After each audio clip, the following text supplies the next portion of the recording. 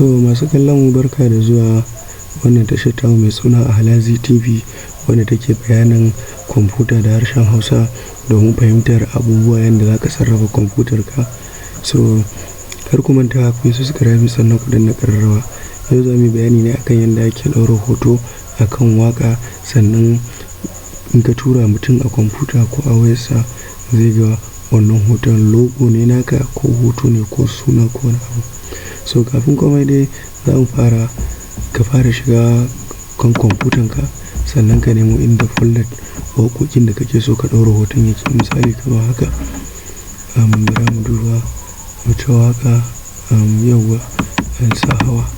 So ka ce wannan folder wannan waƙoƙin da kake so ka ɗaura musu hoton.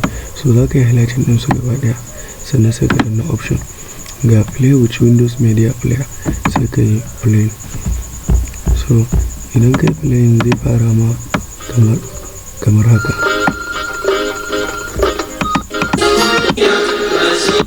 Yauwa sannan sai ka zo ka taɓa wannan arrow zai buɗe ma girman su. So ga sunan misali kamar haka. So Alsahawa. So za ka gan su ga sunan suna haurowa cikin wannan artist album. So idan kana so za ka yi selecting iya wanda kake so su canja. Misali kamar wayannan. So ga sunan suna haurowa ɗaya bayan ɗaya. So in ka jira sun sakan zuwa sakan 10 wannan za su gama haurowa. Ka gani ga sunan 6 ga 7 sannan saura 8 da kuma 9 already ga sunan suna haurowa.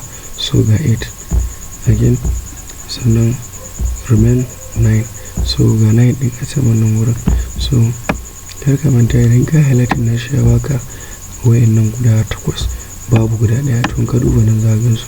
Wayannan suna nuni da cewar duk wanda ka yi clicking nashi ka haɗa su ka yi selecting nashi, so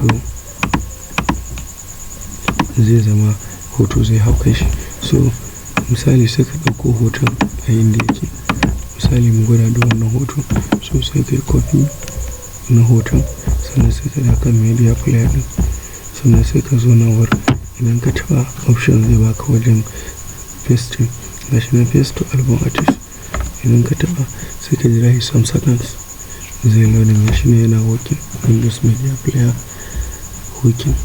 So sai ka bashi ɗan sakan zuwa sakan 10 wannan zai gama processing.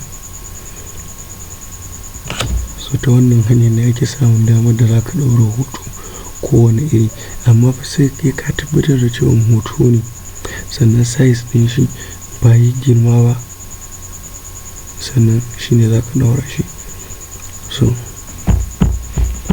ana buƙatar lallai size ɗin hoton kar ya wuce kamar haka. Misali ga detail nashi nan wurin, asalin hoton ga asalin resolution nashi komai gashi nan, white nashi gashi nan 150 pixels, height nashi gashi nan 100 ko to gashi nan 3 horizontal resolution 300, vertical 300, bitrate din shi byte date din shi gashi nan 24 kenan. So kar size nashi wuce haka. So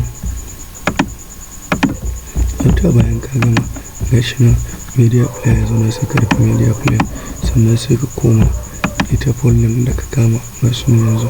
So idan ka haɗa kai selecting wannan su, idan ka ce play, yawa so gashi nan hoton ya hau. Idan ka buɗe kwalitin waƙan baya ƙaruwa baya raguwa, asali ma sai dai ƙaru. So idan ka buɗe fuskar gashi nan hoton ya zauna. So kowace waya ka ɗaura ko akan kwamfuta ko akan me hoton nan ya zauna har abada sai dai kai ne ka canja shi. So ta wannan hanyar ne ake samun damar da ake ɗauran hoto. So da inda mai neman ƙarin bayani sai iya tuntuɓar mu a number waya kamar haka, wato 07012349252. Mun gode. Sannan idan da mai buƙatar kuma wani abu wanda ya ɗaure mishi kai yana buƙata ne a fayyace masa shi da harshen Hausa. So zai iya yi mana comment sannan ya tura mana ko ya tura mana saƙo ta message akan ita wannan number 0701234925.